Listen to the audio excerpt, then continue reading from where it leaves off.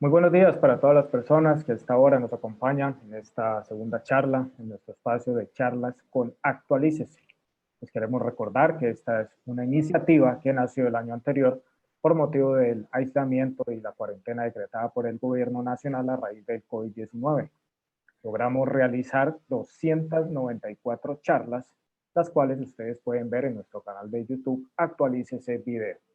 Es un programa a través del cual unimos esfuerzos a través de plataformas digitales de Actualícese, herramientas tecnológicas y el conocimiento de reconocidos profesionales que invitamos a diario para que compartan su experiencia y así llevarle a quienes nos ven contenido gratuito para que estén a la vanguardia en diversas temáticas. El invitado a esta hora del día es el doctor Moisés Meriño Polo, contador público especialista en gerencia pública y control fiscal, magíster en dirección estratégica con énfasis en auditoría, candidato a magíster en innovación y segundo semestre de especialización en revisoría fiscal y auditoría forense, con más de 10 años de experiencia en gestión, docencia en programas de contaduría pública en diferentes instituciones de educación superior, tanto públicas como privadas, y con una experiencia profesional de 13 años como contador, auditor y revisor fiscal de empresas públicas y privadas. El tema que nos trae para el día de hoy, conductas éticas y morales del contador público. Doctor Mariño, pues muchas gracias por estar en charlas con Actualícese y usted tiene la palabra. Muchísimas gracias, doctor Carlos. Igualmente, primero que todo, quiero agradecerles al doctor Hernando Zuluaga, director general de Actualícese, al doctor Germán Torres, director académico, y a todos sus equipos de colaboradores de Actualícese. Muchísimas gracias por la invitación. Bueno, como lo mencionó el doctor Carlos, el tema que vamos a trabajar el día de hoy, bueno, más que a trabajar la charla que vamos a dar el día de hoy, es sobre la conducta ética del contador público. Nosotros a veces como contadores nos esforzamos por saber la parte tributaria, la parte de auditoría, la parte contable, la parte gubernativa, pero a veces descuidamos la ética y la conducta moral del contador público. Entonces, por ende, me pareció de suma importancia hacer esta charla el día de hoy. Entonces, voy a compartirles aquí unas diapositivas, el cual vamos a trabajar el día de hoy.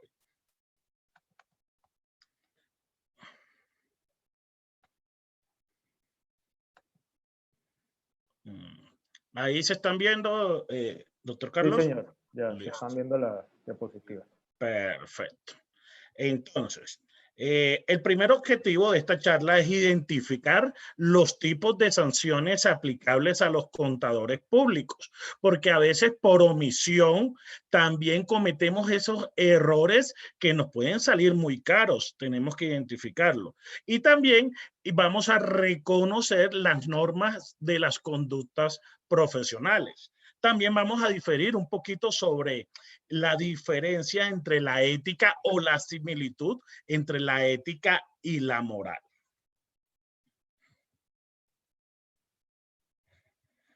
Como referencia para esta charla tomamos como base la ley 43 de 1990, desde el título segundo hasta el título sexto, ¿verdad? La relación que tiene que tener el profesional de la contaduría pública con los usuarios de la información, la mesura que debe tener con la publicidad, con los colegas, el secreto profesional, la confidencialidad, y sobre todo la responsabilidad que tiene el contador con la sociedad y el Estado.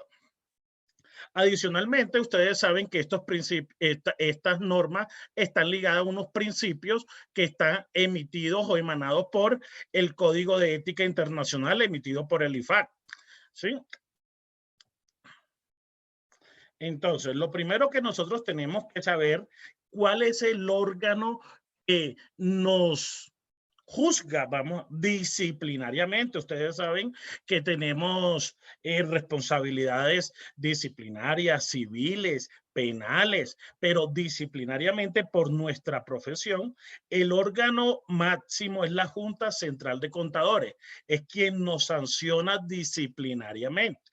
Entonces, es un órgano idóneo que cumple las funciones del tribunal disciplinario de nuestra profesión, con la garantía de imparcialidad, independencia y competencia. Debemos tener claro que la Junta Central de Contadores se compone por un tribunal disciplinario que obviamente emite unas decisiones dependiendo de la conducta que tengamos o que tenga el contador público. Bueno, ahorita, como les comenté, vamos a identificar un poquito esa similitud, porque yo más que diferencia lo veo como similitud entre la ética y la moral. La ética deriva del griego ethos, que significa costumbre, hábitos. Lo ético se ocupa de los objetivos morales. La historia de la ética es diferente y más corta que la historia de las ideas morales. Y la historia de la ética está limitada a la filosofía del occidente. Entre el siglo XVII y XVIII se discute la oposición de la ley moral con la ley natural.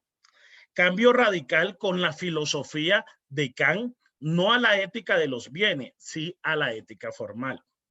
También existen unos problemas centrales como la esencia de la ética, el origen, la finalidad y el lenguaje de la ética. Sí, y podemos definir como la moral, que deriva del latín mos, de costumbre. Entonces, tanto en la palabra como griega, que teníamos ética como costumbre, como latín, también identificamos que es costumbre. Entonces, hay una similitud, que es uso indistinto de las expresiones ética y moral, ¿sí? Obviamente se relacionan entre sí. En su palabra, Cicerón, para enriquecer la lengua latina, introdujo la expresión moral para significar aquello que los griegos llamaban ética. Entonces, miren que existen una similitud. Significado más amplio de la ética, digamos, la moral se opone a lo físico, abarca más la historia, la política, el arte. La moral como opuesto al intelecto se opone a lo inmoral, a lo amoral. Lo moral somete valor. Entonces, aquí podemos identificar en el diccionario de filosofía, según Ferrater Mora, que existe más una similitud entre la ética y la moral que una diferencia. Según unos distintos autores, en este caso mencionamos a Ortiz en su libro que publicó en el 2016, es una distinción de carácter estipulativo. Dice, la etimología de los términos no impone una diferencia sustancial. El significado asocia palabras como carácter, hábito, costumbre, ¿sí? Distinciones tradicionales. La ética se entiende como una disciplina filosófica, moral como el objeto de dicha disciplina. Entonces van entrerelacionados. La ética se asocia a una moralidad interna de conciencia individual que reflexiona sobre los comportamientos morales y el modo de vida. Moral se asocia a una moralidad externa que se impone desde fuera del sujeto y que prescribe comportamientos a través de reglas sociales y sanciones. Por eso, algunos autores interpretan como que la ética es el individualismo y la moral es la colectividad. Pero como podemos observar, tenemos muchas similitudes entre la ética y moral. Listo. Una vez identificado el concepto de ética, vamos a señalar, vamos a identificar esas conductas profesionales que infringen los contadores públicos con sus clientes, con la sociedad, inclusive con los colegas, ¿verdad? Porque a veces también cometemos unas conductas no éticas con nuestros colegas.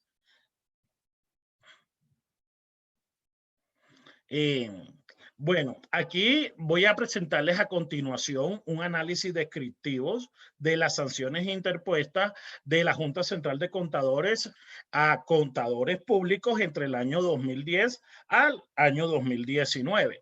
Esta investigación se hizo con apoyo de la Universidad Los Libertadores. Entonces, dentro de las conductas sancionadas, primero la caracterizamos por género, identificando que 352 hombres dentro del 2010 al 2019 fueron sancionados por la Junta Central de Contadores y 241 mujeres. Aquí nos hacemos una pregunta. Entonces, ¿serán las mujeres más éticas que los hombres? ¿O haremos otra pregunta? ¿Será que hay más hombres contadores que mujeres contadores? Entonces también es digamos, un tema bastante para investigar y profundizar. También tenemos las diferentes sanciones interpuestas por la Junta Central. Tenemos que en el total existieron 593 sanciones. La primera sanción por la suspensión de la tarjeta profesional. La suspensión va, ustedes saben, desde 3 meses hasta 12 meses, inclusive 24 meses. La suspensión fueron 534 personas que le fueron suspendidas su tarjeta profesional. La amonestación, llamados de atención, fueron 30 personas. Cancelación. Ustedes saben la importancia del contador público. Si le cancelan la tarjeta profesional, prácticamente lo inhabilitan para ejercer la función de contador público. En este caso, tendríamos que dedicarnos, no sé, a otra profesión, porque sin la tarjeta profesional, recuerden que una de las distinciones que caracteriza al contador público es que da fe pública, ¿sí? Y sin su tarjeta profesional, pues no puede dar fe pública. También fueron 4 contadores multados para un total de 593. Obviamente, cuando existe detrimento, sí, cuando existe detrimento, en el erario, o sea, en las empresas privadas también puede existir detrimento. ¿Qué pasa? Que obviamente para resarcir el daño también tenemos o incurrimos en algunas multas, ¿verdad? Los tipos de falta. Los tipos de falta se caracterizan a título de dolo, a culpa grave, culpa leve y dolo leve. Entonces, para identificar muy bien qué significa dolo, qué significa culpa, por lo general, el dolo es cuando yo cometo un acto sabiendo, premeditado, cuando ya yo tengo conocimiento que voy a hacer daño, sea esa compañía, a la persona, ¿sí? Voy a cometer un acto ilícito, voy a atentar contra la sociedad, la empresa. Entonces, ahí se caracteriza la falta como grave a título de dolo. Pero también existe una falta como grave a título de culpa. Una falta grave, digamos, no presenté las declaraciones de X empresa a tiempo por descuido, sí, esa es una falta grave, ¿verdad? A título de culpa. ¿Por qué? Porque de pronto no lo hice con esa intención. Entonces, la diferencia entre el dolo y la culpa es la intencionalidad que tiene el profesional en qué, en realizar un acto. En este caso, tenemos 264, digamos, sanciones que se determinaron o falló la Junta Central de Contadores grave a título de dolo. Tenemos 293 sanciones que fueron graves a título de culpa. Y también tuvimos sanciones de leve a título de culpa. De pronto no afecté ni el patrimonio de la empresa, no afecté de pronto a la sociedad, no afecté a mi cliente, pero de pronto sí incurrí en alguno de los errores o violé algunas conductas emanadas en la Ley 43 de 1990, desde el artículo 41 al artículo 71, ¿verdad? Que es donde me identifican las conductas del contador público. Para un total de ¿cuántos? De 593 sanciones, 593 sanciones. Podemos decir que en 10 años serán muchas, podemos identificar que son pocas, sabiendo que del 2010 al 2019 hay un promedio de 180,000 a 230,000 profesionales de la contaduría pública. Ahí podríamos decir que ni un 10%, ni un 5%, ni sí. Entonces, podríamos determinar esa parte. O también se puede analizar que la Junta Central obviamente no tiene el personal suficiente para fallar todas las denuncias que ponen las empresas, o también muchas empresas omiten denunciar a los profesionales. Entonces, digámoslo que dejo ese interrogante para mis colegas. Dentro de los cargos más sancionados que tenemos el cargo de contador. Perdón. El cargo de contador, ¿sí? El de revisor fiscal y el de auditor. A veces decimos, no, es que el auditor emite una opinión y esa opinión no tiene responsabilidad. Sí tiene responsabilidad.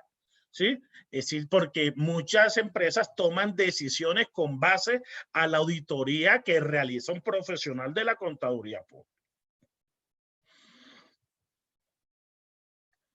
Las conductas más sancionadas en ese rango de tiempo desde el 2010 al 2019 tenemos certificar información que no corresponde a la realidad material, con el fin de solicitar saldos de impuestos a favor de sus clientes.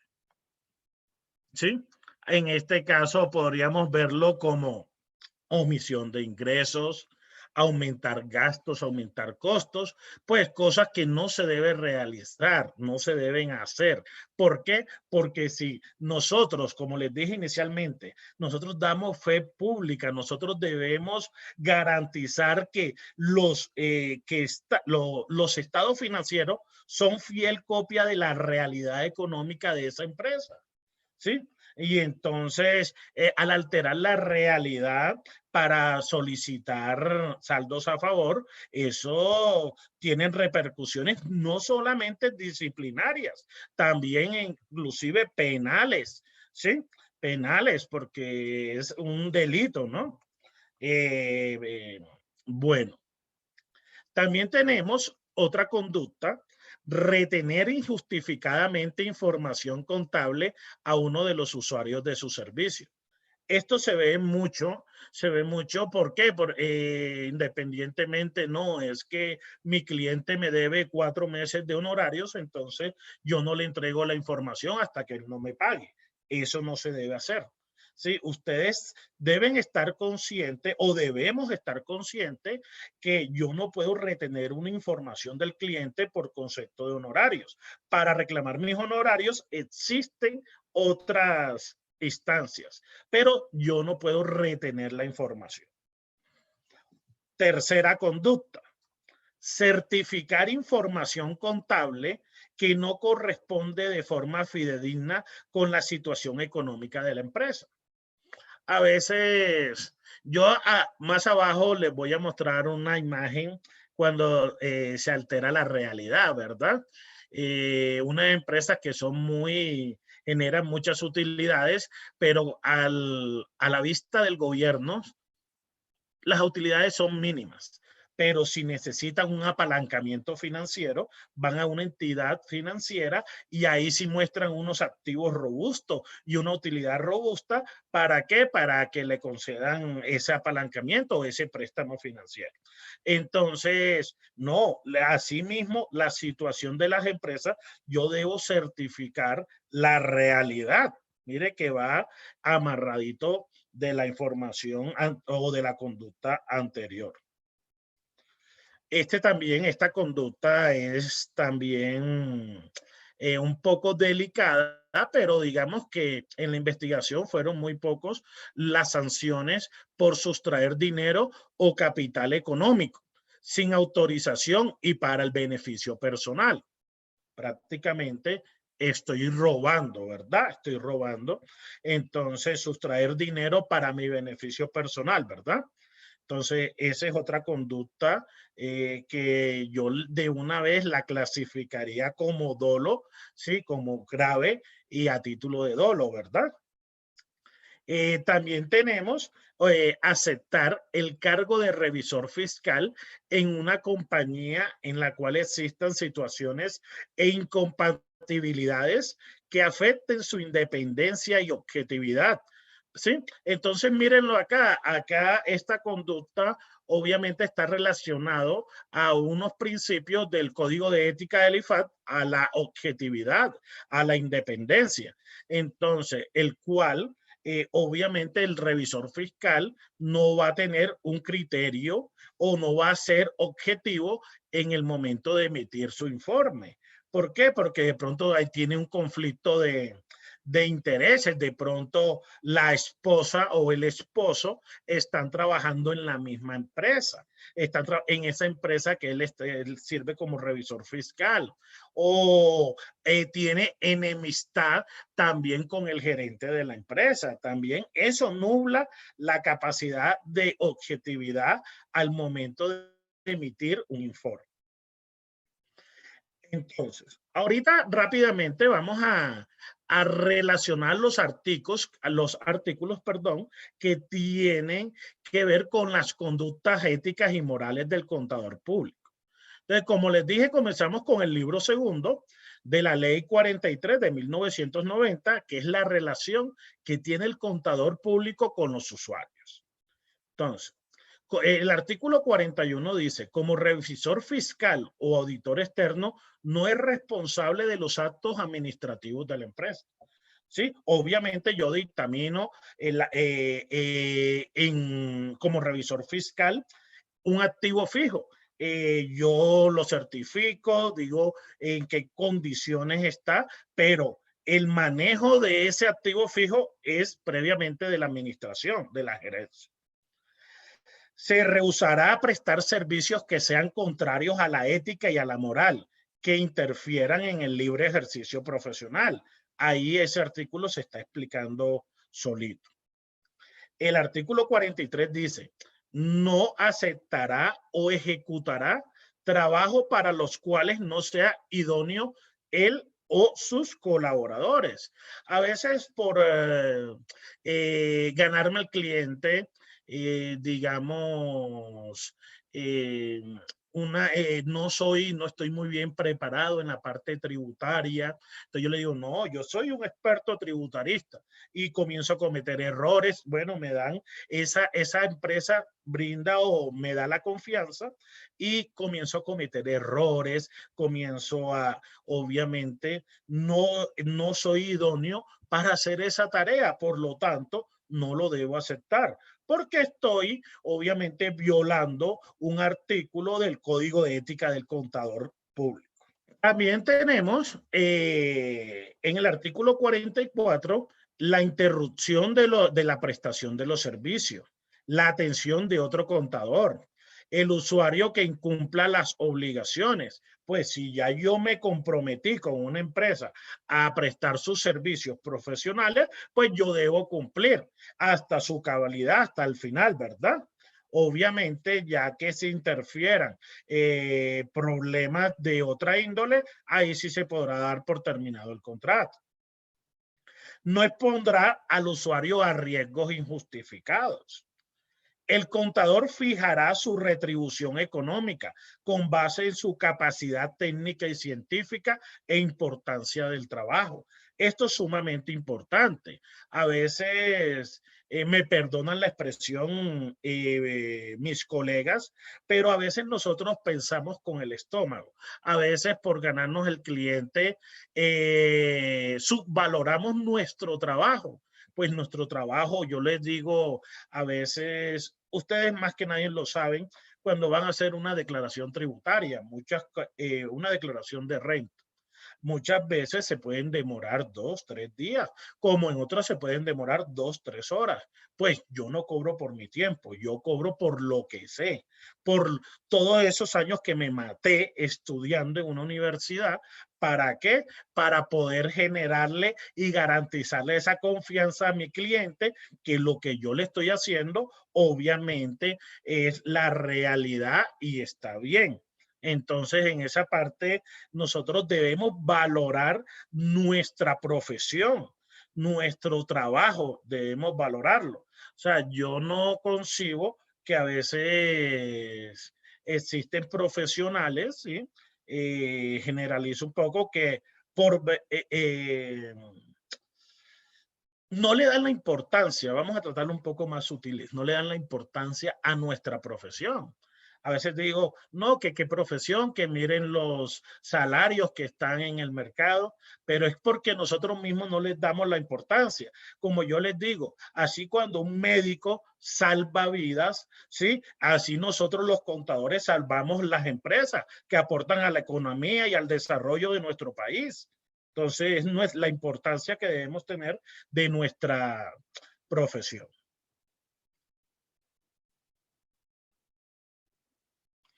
En el artículo 47, cuando haya actuado funcionario del Estado y hubiere dictaminado o fallado en un asunto, no podrá recomendar o asesorar en los 6 meses siguientes. Claro, si yo tengo una relación con una empresa directa o inclusive indirectamente, pues lo más lógico es que yo me aparte un tiempo y después de los 6 meses transcurridos yo vuelva y ahí presente mi hoja de vida. Pues no habría ningún problema. Se ve mucho en las firmas en estas firmas de contadores que envían profesionales a muchas empresas, a muchos clientes, y a esas empresas les gusta el trabajo de ese profesional, no de la firma, de ese profesional. Entonces lo quieren tener en su nómina. Y al tenerlo en su nómina, obviamente le brindan una mejor salario, mejores condiciones, y el profesional a veces comete el error y renuncia a la firma y automáticamente se va a trabajar con la empresa. Ahí está violando un artículo del Código de Ética de la Ley 43 de 1990. En el artículo 48 tenemos no prestar servicios profesionales como asesor, empleado o contratista por un año a quien haya auditado como funcionario o revisor fiscal. Se rehusará ¿sí? A recomendar a las personas con las que intervino y no podrá influir para decisiones favorables o desfavorables recibidas o recibir dádivas. Continuamos con la relación de los usuarios la relación del contador con los usuarios, ¿verdad? También abstenerse, en el artículo 50, oído, abstenerse de aceptar designación si tiene parentesco dentro del 4º grado de consanguinidad, primero civil y segundo afinidad, o si tiene vínculos económicos con esa persona o enemistades. ¿Por qué? Porque obviamente dentro del Código de Ética del IFAD nombra mucho la independencia y la objetividad como principios. Y aquí les digo que van muy relacionados. ¿Por qué van relacionados? Porque si usted es trabajador o es auditor o es revisor fiscal de una empresa donde trabaje su hermano, trabaje sus padres, trabaje su esposa, ¿sí? Tenga un enemigo, tenga una enemistad con una persona, obviamente esa independencia y esa objetividad se va a ver un poco nublada. Entonces, por ende, se pide es que se abstenga de aceptar esos cargos. También tenemos no aceptar cargos como auditor externo o revisor fiscal en la misma empresa o sus subordinadas durante 6 meses si ha sido empleado en ella. Sería lo más lógico. Listo. Ahora también tenemos que ver con la publicidad. A veces generamos para captar cliente publicidad engañosa. A veces generamos un tipo de publicidad que obviamente cuando vemos la realidad no es coherente. Entonces, en el artículo 52, en la relación con la publicidad, sí, del contador público con la publicidad, debe abstenerse en forma mesurada y los anuncios profesionales contendrán el nombre o la razón social, domicilio, teléfono y especialidad. Sí, entonces debe ser de una forma mesurada. Ya cuando yo les voy a presentar una propuesta directa, ahí sí ya emito los servicios que voy a prestar y que les voy a brindar a esa compañía. Oído, también no anunciar hechos no comprobados que induzcan al error o que demeriten o desacrediten el trabajo de colegas.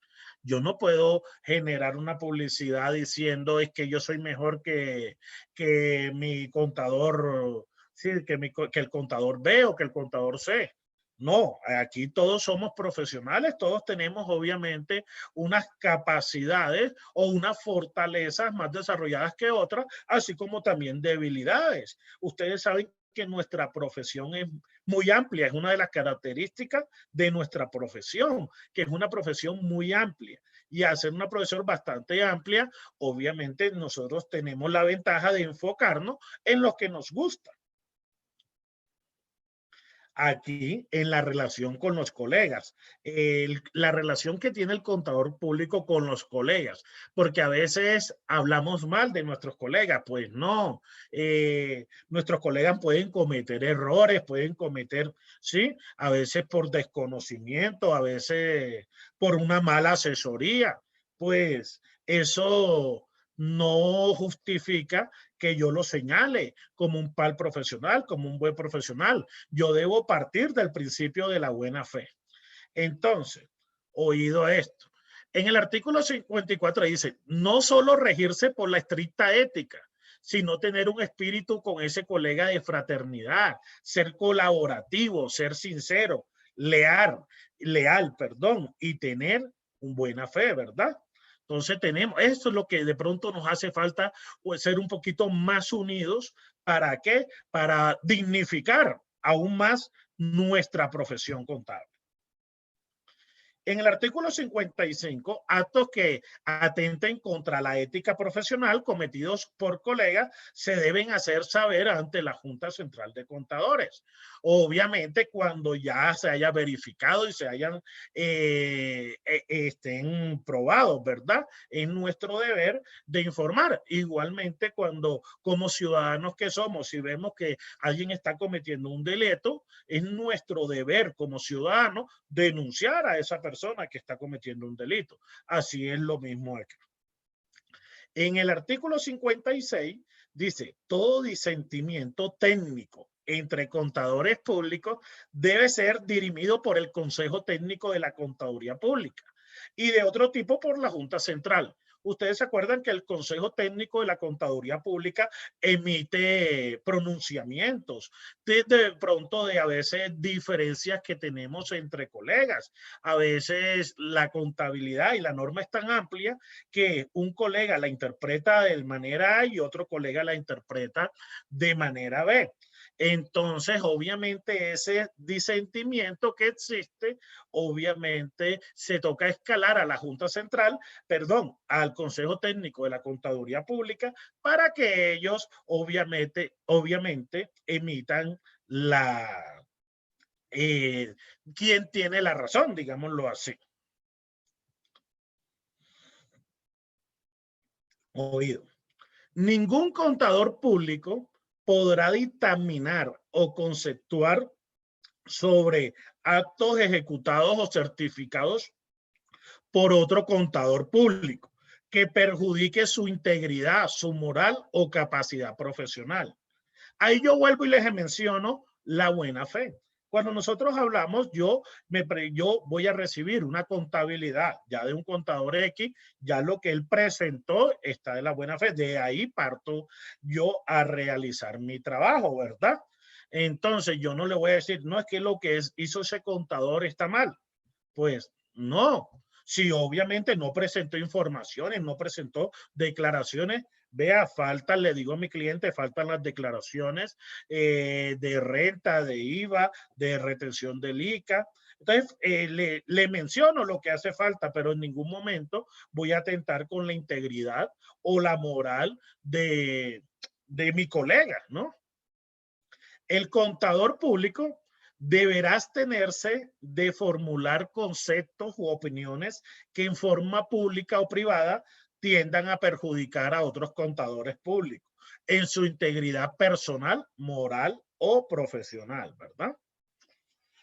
Dice, en los concursos para la prestación de servicios profesionales de un contador público o de sociedades de contadores, es legítima la competencia en la medida que la adjudicación se deba a la calidad de los servicios del oferente. ¿Sí? Obviamente, si hay una vacante y se presentan 10 contadores, obviamente la empresa va a escoger el que le brinde los mejores servicios, ¿verdad?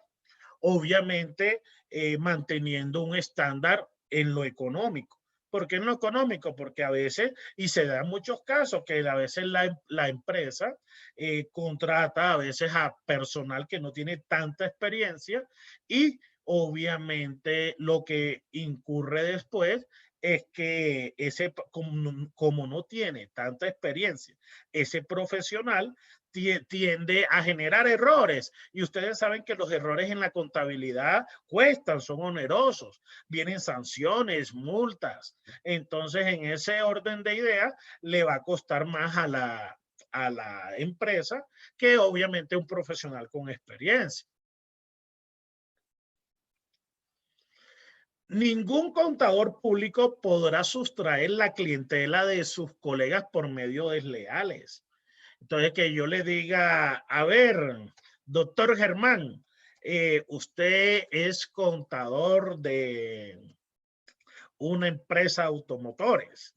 Entonces, yo me voy para esa empresa y les digo, ¿no? ¿Y cuánto les cobra el doctor Germán? No, 7 millones. Entonces yo les digo, no, yo les cobro 5. Pues ya estoy actuando con deslealtad. Tengo que tener claro que obviamente, ¿por qué? Porque primero le pregunté al doctor Germán cuál era su cliente. Segundo, me fui para donde ese cliente a disminuirle los servicios, mis servicios profesionales, para sustraer ese cliente. Entonces, colegas, ahí obviamente estoy actuando de una manera desleal. ¿Sí? Por ende, nuestros clientes llegan a nosotros. A veces no hay necesidad de buscarlo. Los clientes van llegando a medida que vayan conociendo nuestra labor, nuestro trabajo. Así mismo van llegando los clientes. O sea que no tenemos necesidad de esa parte. Todo contador público que actúe ante un cliente por cuenta y orden de otro contador público, deberás tenerse de recibir cualquier clase de retribución sin autorización expresa del contador público titular.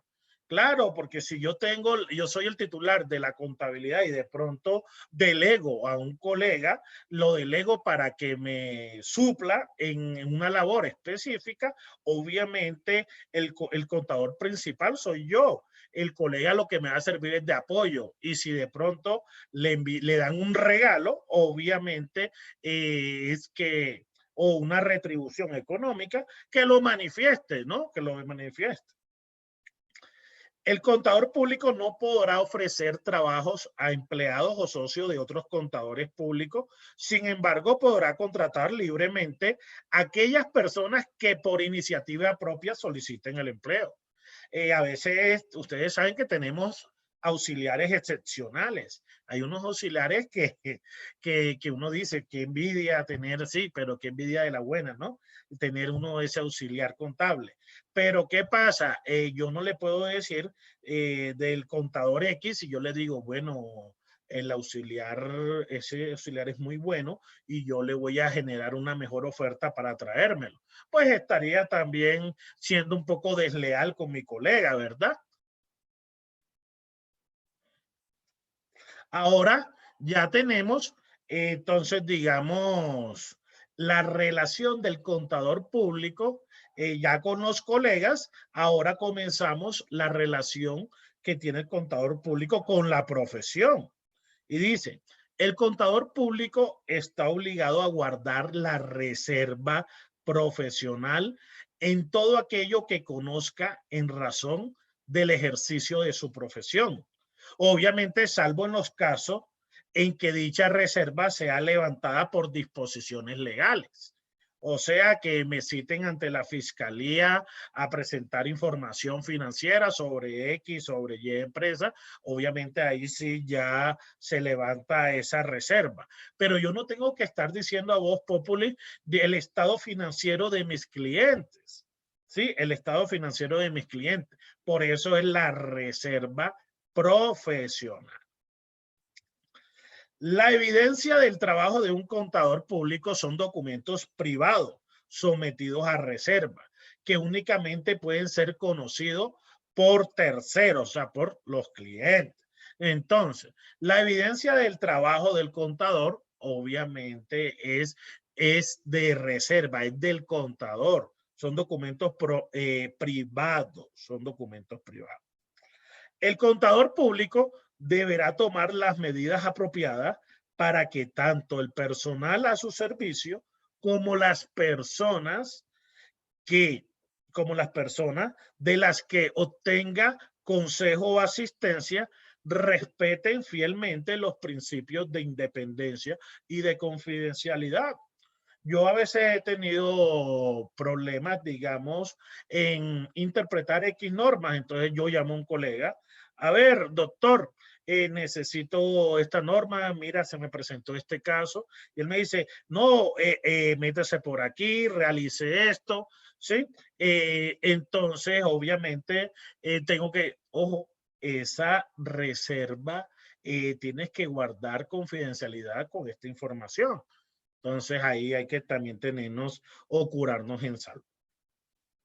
También tenemos que el contador público que se desempeñe como catedrático, aquí la gran mayoría, digamos, nos desempeñamos como catedráticos, como profesores, podrá dar casos reales, sí, sí podrán dar casos reales de determinados asuntos, pero sin identificar de quién se trata. Ahí ustedes saben que la prensa genera mucho, digamos, muchas publicaciones o lo pone a la voz de todos cuando vemos el caso del Interbolsa. Cuando yo trabajo, digamos, con mis estudiantes en auditoría, nosotros trabajamos casos como Interbolsa, casos obviamente que tenemos...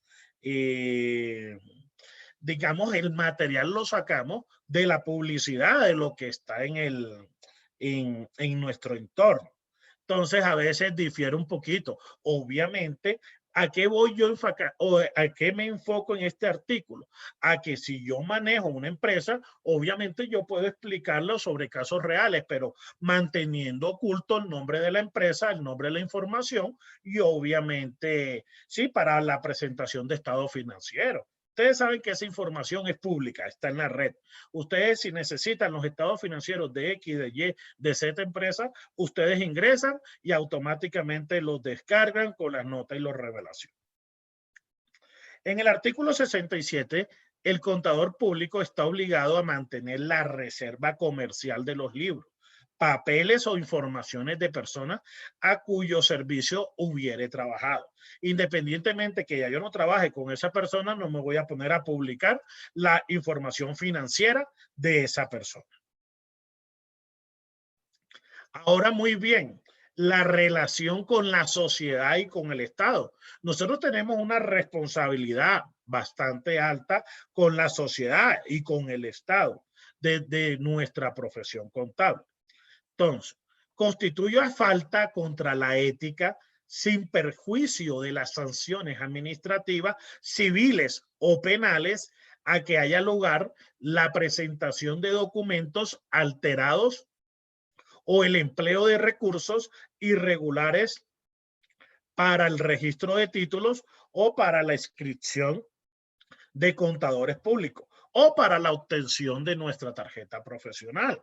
Aquí en este caso, les digo, si nos están viendo, digamos, estudiantes de último semestre o profesionales recién graduados que no han tenido su tarjeta profesional, absténganse de cometer esta infracción, ya que prácticamente se les puede dañar su profesión y sin comenzarla a poner en práctica.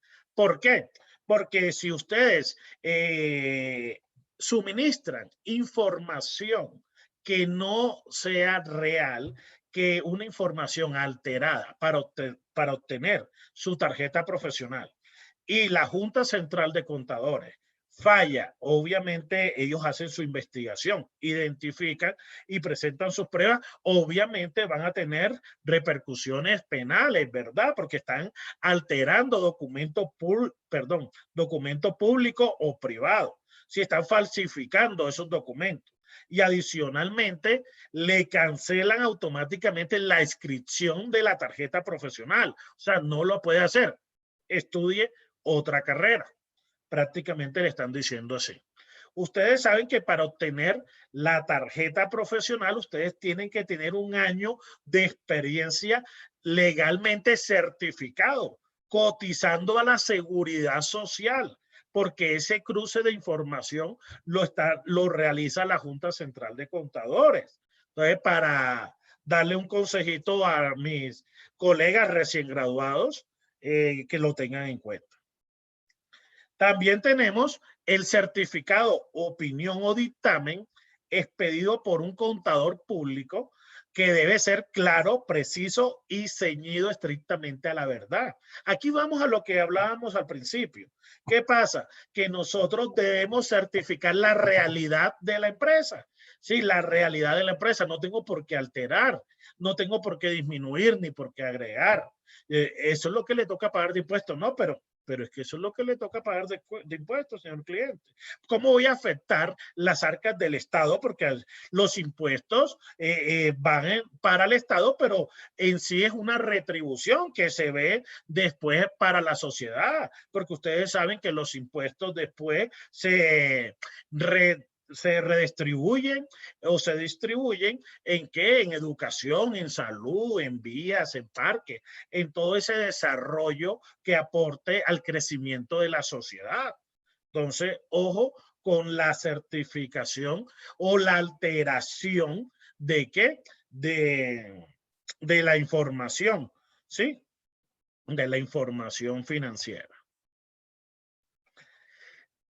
El artículo 70, hago énfasis en este artículo porque también va relacionado a una de las conductas que son más violadas en Colombia, sí, y que son más sancionadas por la Junta Central de Contadores, que dice, para garantizar la confianza pública en sus certificaciones, dictámenes u opiniones, los contadores públicos deberán cumplir estrictamente con las disposiciones legales y profesionales y proceder en todo tiempo en forma veraz, digna, leal y de buena fe, evitando actos simulados.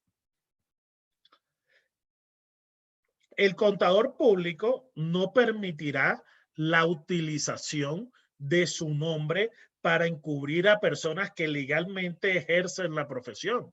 También se ve muy común esto. Nosotros tenemos muchos contadores que son empíricos, que aprendieron sobre toda su vida, pero que no tienen el título de contador público, ni mucho menos la tarjeta profesional. Entonces, no es que yo le presto la tarjeta profesional a X porque es que él sabe de contabilidad. No, recuerden que al prestar su tarjeta profesional, al encubrir a personas, a ese tipo de personas, obviamente están poniendo en riesgo su integridad, están poniendo en riesgo su profesión.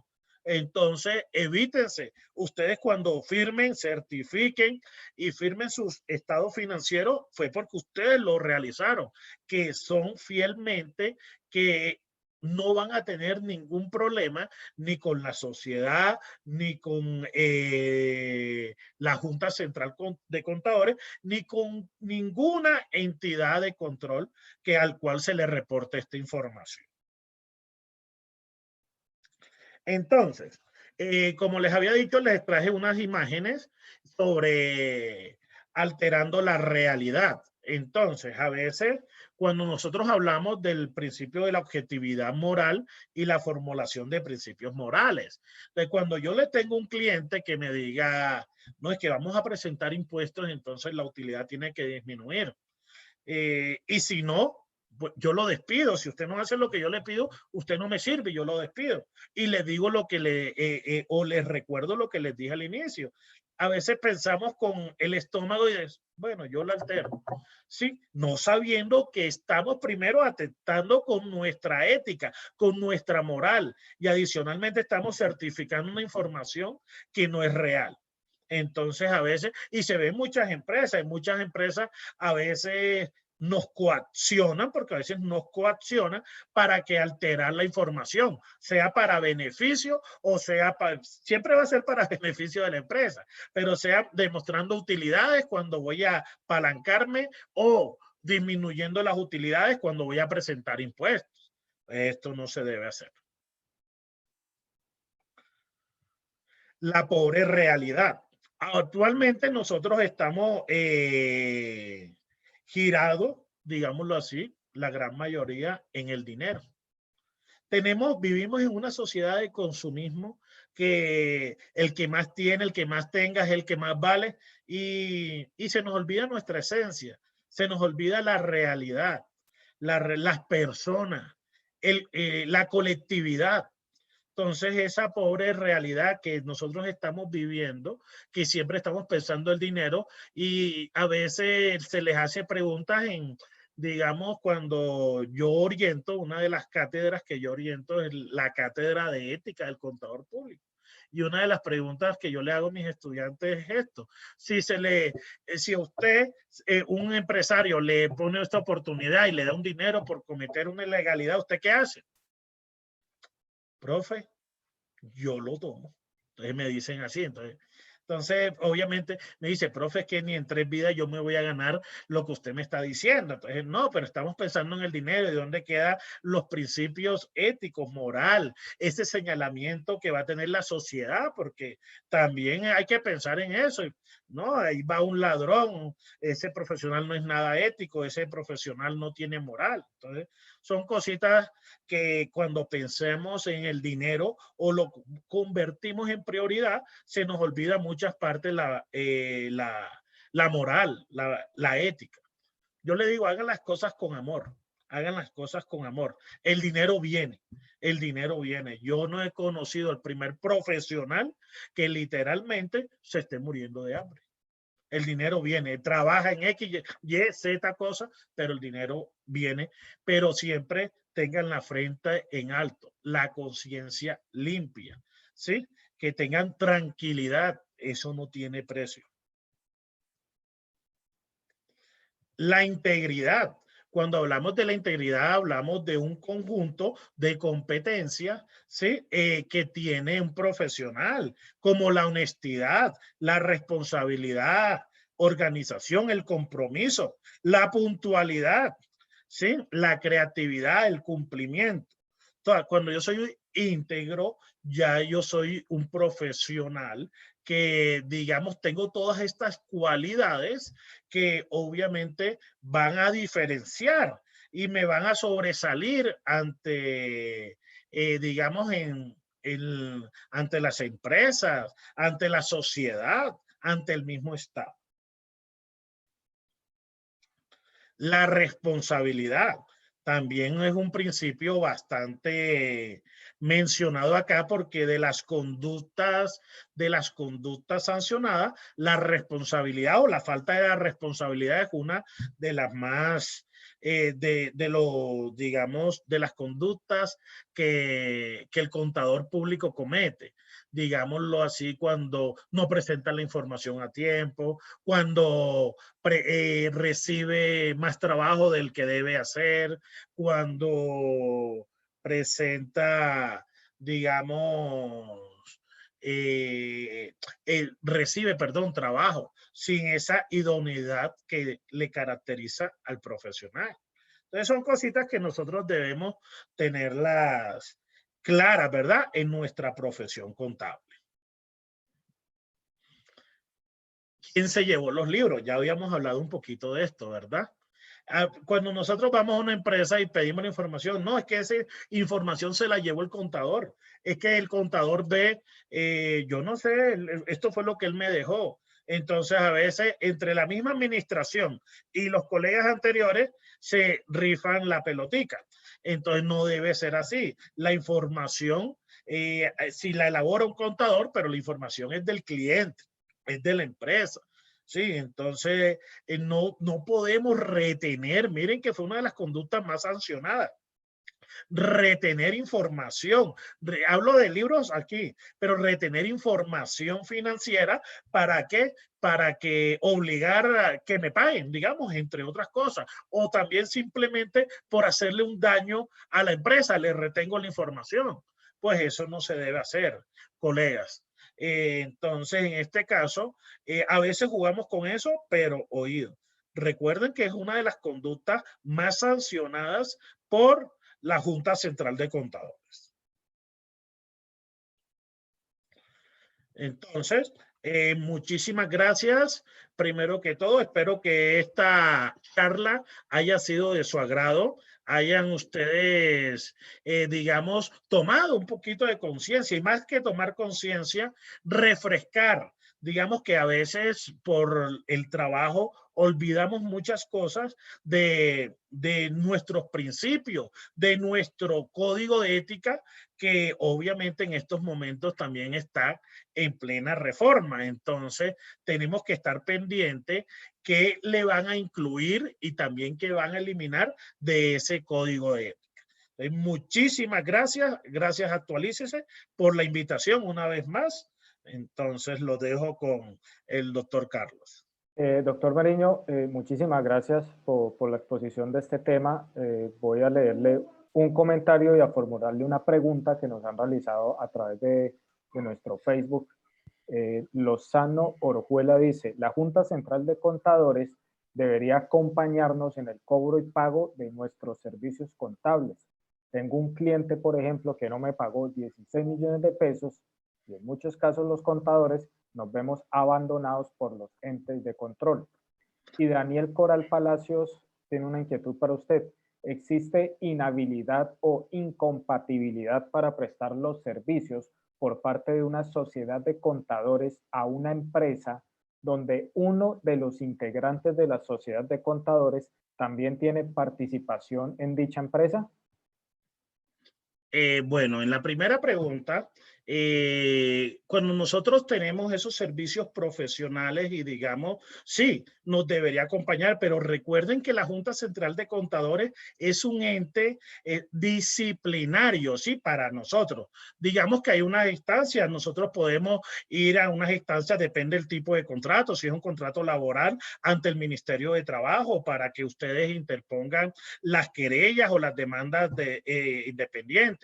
O si es un contrato por honorario, ustedes pueden ponerle una demanda civil por incumplimiento de contrato. Entonces, digamos que son las instancias, digamos, porque la Junta Central obviamente se encarga, porque no digo nada netamente de sancionar al contador público, sino que se encarga de que digamos que el contador público realice buenas prácticas, realice su función como debe ser. Entonces, digamos que yo que le recomendaría que primero mirara el tipo de contrato que tiene, si es un contrato civil o laboral, y fuera a esas instancias, ¿sí? Ante el Ministerio de Trabajo o ante un juez laboral o ante un juez civil, para que obviamente le hagan efectivo sus honorarios. Pero yo no le puedo retener la información a ese cliente porque no me pagó esos honorarios. Porque si el cliente me denuncia, téngalo por seguro que la Junta Central no va a entrar en disposición, no, que no le pagó, no, es que es una conducta inapropiada del profesional. Y en la segunda pregunta de nuestra segunda pregunta, digamos, si yo tengo una sociedad y yo coloco un auditor para que audite X empresa y esa persona tiene algún vínculo o una relación con alguien de esa empresa, ¿qué es lo que pasaría? Él se debe declarar impedido y obviamente la empresa, la firma de auditoría deberá enviar otro profesional que no tenga relación y que no le impida con la independencia y la objetividad de hacer su trabajo de auditoría. Doctor Mariño, pues muchísimas gracias de nuevo por haber estado en este espacio de charlas con Actualícese. Esperamos pues tenerlo de nuevo, contando con su experiencia y sabiduría para que le aporte nuevos conocimientos a toda esta profesión contable. Muchísimas gracias, doctor Carlos, por la invitación. Así será, nos veremos nuevamente. A nuestra audiencia, Dios me los bendiga, que pasen un resto de día muy bonito y una feliz tarde. Todas las personas que nos acompañaron hoy en este reinicio de nuestro espacio, en esta segunda temporada de Charlas con Actualícese, muchas gracias también y una cordial invitación para que el próximo lunes 18 de enero se vuelvan a conectar con nosotros a las 9 de la mañana. Nos acompañará el doctor Miguel Ángel Acero con el tema régimen simple de tributación, puntos a tener en cuenta para quienes quieran acceder a este. Y a las 11 de la mañana el doctor Sebastián Barón con claves para buscar capital, reactivar su empresa y salir poco a poco de la crisis. Hasta luego. Chao, chao.